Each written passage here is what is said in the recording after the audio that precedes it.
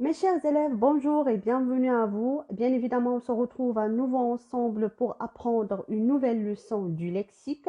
Et aujourd'hui, nous allons travailler sur les contraires. Voici tout d'abord nos objectifs à atteindre. Connaître le contraire d'un mot et former le contraire d'un mot avec un préfixe.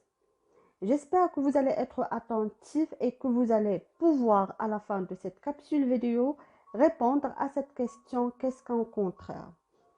Vous êtes prêts? C'est parti. Commençons par Julie et je m'interroge et lisons ce texte. Madame Leblanc, la maîtresse des CP, ne savait plus quoi faire. Elle avait tout essayé avec la petite Lina, mais rien ne marchait. Quand la maîtresse demandait à ses élèves de s'asseoir, Lina se levait. Quand la maîtresse disait avancez, Lina reculait. Si la maîtresse disait fermez vos cahiers, Lina ouvrait le sien.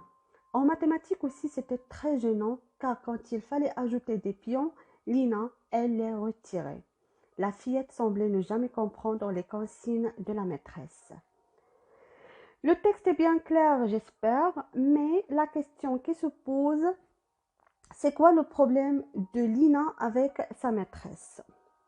Pour répondre, on relève du texte au fur et à mesure ce que la maîtresse a demandé et ce que la fillette a fait. Premièrement, la maîtresse demandait à ses élèves de s'asseoir. Lina se levait. Et quand la maîtresse leur disait avancez, Lina reculait. Par la suite, la maîtresse leur disait fermez vos cahiers, Lina ouvrait le sien. Et quand il fallait ajouter des pions, Lina les retirait. Vous voyez?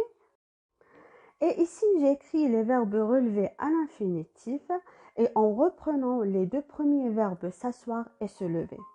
Est-ce que ces deux verbes ont le même sens? Bien sûr que non, puisque le verbe s'asseoir signifie se mettre sur une chaise, alors que le verbe se lever signifie se mettre debout. Et du coup, ces deux verbes ne veulent pas dire la même chose.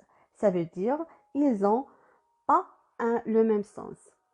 On dit que s'asseoir et se lever sont deux verbes de sens opposé. Disons aussi de sens contraire. Alors, la même chose pour les verbes qui se suivent. Avancer est le contraire de reculer.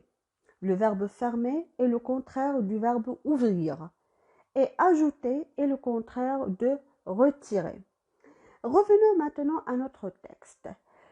C'est quoi le problème du Lina? C'est que cette dernière fait le contraire de ce que la maîtresse demande. Alors, les contraires sont des mots de sens opposé qui permettent d'exprimer un autre état ou une autre idée. Très bien. Passons à un mot et son contraire et regardons ce petit tableau. Nous avons le mot, son contraire et sa nature. Exemple, allumer et éteindre sont deux verbes contraires. Grand et petit sont deux adjectifs de sens contraire. Et le début et la fin sont deux noms de sens contraire. Et du coup, un mot de sens contraire est toujours de la même nature que le mot auquel il s'oppose.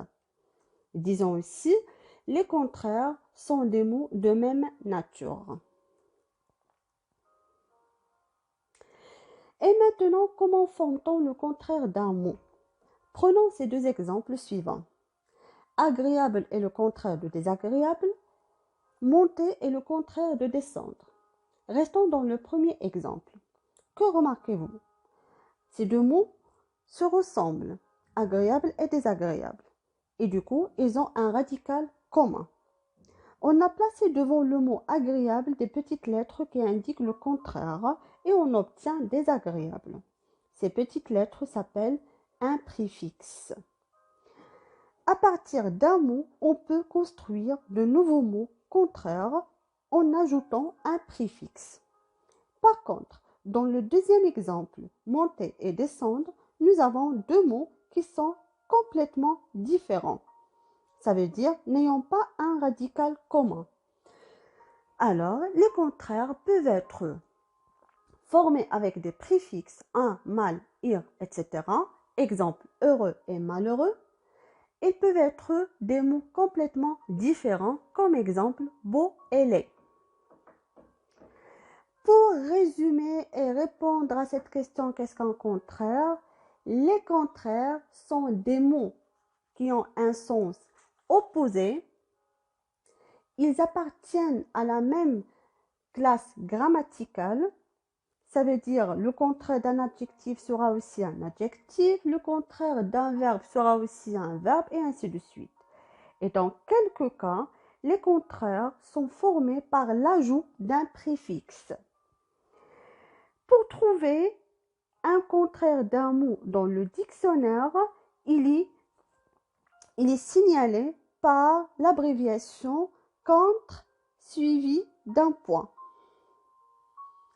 Autre chose, comme synonyme, homonyme, les contraires s'appellent aussi les antonymes.